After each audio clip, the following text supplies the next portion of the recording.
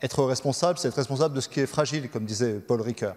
Être responsable de ceux qui sont fragiles. Et notre groupe est également soucieux de ce qui est fragile dans ce rapport de la vérité de la parole publique. Alors, pour lever toute ambiguïté, est-ce que vous pouvez nous dire, Monsieur le Premier ministre, si nous avons adopté cette doctrine autour du 11 mai, malgré l'absence de tests, parce que nous sommes persuadés qu'étant asymptomatiques, nous n'avons pas besoin d'être testés. C'est une question extrêmement importante.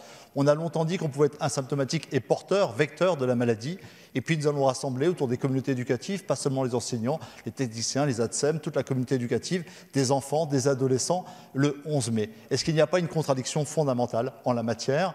Toutes les périodes de rupture, toutes les périodes de conquête de notre société où elle a grandi ont été précédées de mouvements de justice importants. Pas de charité, mais de justice.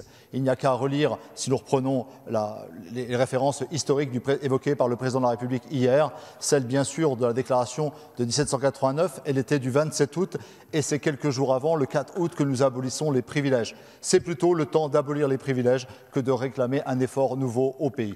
Et puis, il y a une autre date importante, c'est celle des Jours heureux et du Conseil national de la Résistance. Et à ce moment-là, vous le savez, de mars 44 à avril-mai 45, toutes les déclarations des résistants font appel à la question de la justice sociale comme refondatrice de notre société. C'est ce discours, Monsieur le Premier ministre, que nous avons besoin d'entendre aujourd'hui. Le Président nous a invités à nous réinventer. Alors écoutons-nous, écoutez les propositions que nous portons. Ce n'est pas la charité dont nous avons besoin, c'est de la justice qui permettra l'effort, non pas pour simplement reconstruire, mais pour refonder notre société, notre économie, notre pays.